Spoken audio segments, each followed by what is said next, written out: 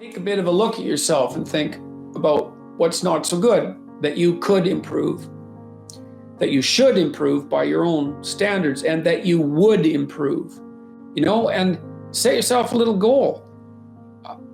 Maybe you're not studying at all and you're at university, or maybe you're at work and you've got this stack of paper there, and you haven't looked at that damn stack for like a month, and you know that you should be, and you're bothering yourself at night because you're avoiding that.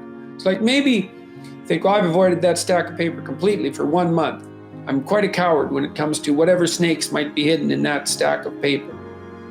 How about tomorrow I just put that stack of paper in front of me on my desk and I glance through it for 15 seconds. See if I can do that. It's like, well, you set yourself a goal of improvement. It's a humble goal, because really, are you such a coward that the best that you can bloody well manage after a month of avoidance is 15 seconds of exposure to a stack of paper? It could easily be. You've been avoiding it, so you're obviously afraid of it, and so the situation could be that dismal and dire, and you might think, well, geez, it's no balm to my ego. It's not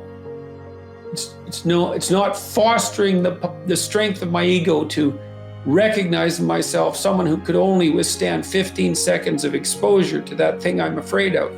And so that's a form of humility too. It's like there's things you could do to improve, and you know what they are. And there's small steps that you could take, that you might take, that would put you in that direction.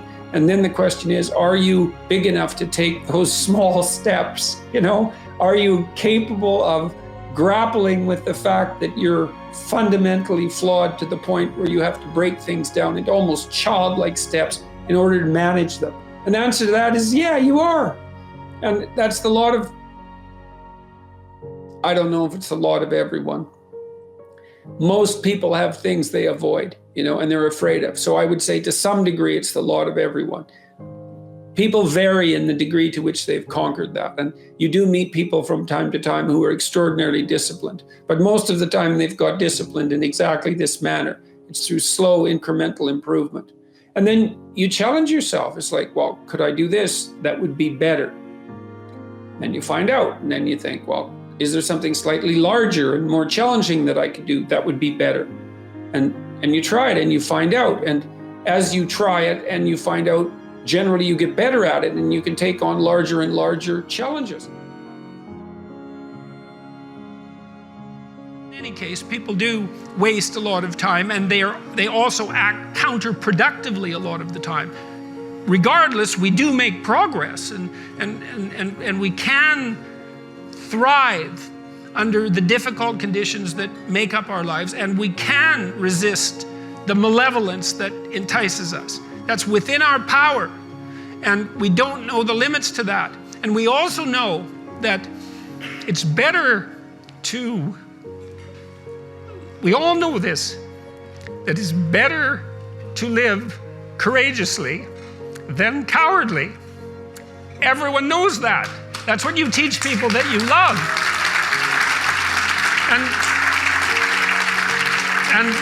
And we know that it's better to live truthfully than in deceit. And you can tell that too, because that's also what you tell people that you love. And we know that you should pick up your damn responsibility and move forward. Everyone knows that. It's part of our intrinsic moral nature. And that nature is there. And it's not difficult to communicate to people about this. Like, everyone knows that you wake up at 3 a.m. when you've let your life go off the rails, and that you berate yourself for your uselessness and your cruelty and your failure to take the opportunities that are in front of you. And if you were the master in your own house, in some sense, the captain of your own destiny, if there was no intrinsic nature, well, that would never happen. You'd just let yourself off the hook. There'd be no voice of conscience tormenting you. But no one escapes from that. And what that indicates to me is that, at least psychologically, we live in a universe that's characterized by a moral dimension, and we understand that well, and that moral failings have consequences, and that they're not trivial. They destroy you. They destroy your family. They destroy your community. And you can tell people that, and they listen because they know. They don't know they know. That's the thing, and maybe that's the thing about being an intellectual. You have the opportunity to articulate ideas that other people know, they embody, but they can't articulate. And that's what people tell me. They say, well, you help me give words to things that I always knew to be true but couldn't say. Or they say, I've been trying to put some of your precepts into practice.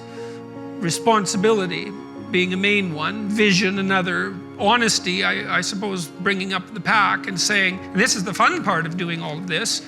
Fun is a weak word. That it's the remarkable part of doing all this. I mean, I have people tell me constantly wherever I go, it's so delightful that, they were in a pretty dark place, and they tell me why. And there's plenty of dark places in the world, and they decided, well, maybe they were gonna develop a bit of a vision and take a bit more responsibility and start telling the truth and putting some effort into something. And they come up and they say, well, you can't believe how much better things are. You really want to solve a complicated problem, maybe you try to solve it 100 ways, and then you take the best solution. Got it. And look, this happens to entrepreneurs all the time too. Like most entrepreneurs, this is something to know, well, most entrepreneurs, most creative people fail at producing their creative product and monetizing it, right? So your default position, if you're a creative person, is you're gonna fail. And that's because it's hard to come up with something new, and it's hard to present it to the market at the right time, and it's hard to market it. Like, those things are really, really difficult. And so what successful entrepreneurs do is they just keep doing it over and over and over and over and over and over and over. And eventually, if they're fortunate, one of their ideas happens to hit the right place at the right time. And so that's also Darwinian in some sense. You're creating all these little enterprises that are sort of alive. They're run by people after all. And even if your idea is good, that doesn't mean it will be successful. There's so many things that have to be taken into account. So this is partly why persistence, and that's part of conscientiousness, is so useful. It's like, what do they say? If at first you fail, then try again. And that would probably mean try something different rather than the same thing. But persistence is helpful because it enables you to run many, many experiments. And you need to know that the baseline is failure. It's important because otherwise you'll blame that on yourself. I would say for the last 45 years, we've told, psychologists have been certainly to blame for this, at least in part. You're okay the way you are. That's what we tell young people. Oh, you're okay the way you are. It's like, and there's nothing worse than you can tell someone who's young than that, especially if they're miserable. And lots of them, well, if they're miserable and aimless, it's like, oh, I'm miserable and aimless, and sometimes I'm suicidal and I'm nihilistic and I don't have any direction in your life. In my life. It's like, well, you're okay the way you are. And it's like, they don't want to hear that. They want to hear, look, and you know this, you're useless. You know nothing. You haven't got started. You've got 60 years to put yourself together, and God only knows what you could become. And that message is so much more, it's so funny because it's such an attack, but it's so positive because there's faith there in the potential that makes up the person rather than the miserable actuality that happens to be manifesting itself at the moment. And young people respond extraordinarily well to that because, and you know that if you're a parent and you love your child, your son, your daughter, what you're trying to foster is the best in them. You want that to manifest itself across the course of their life. You want them to become continually more than they are, to see what they could be. And Well, and I think that's part of the great message of the West, is that that's the ethical requirement of individual being in the proper sense, is to constantly note that you're not what you could be, to take responsibility for that, and to commit yourself, like body and soul, to the attainment of that ideal.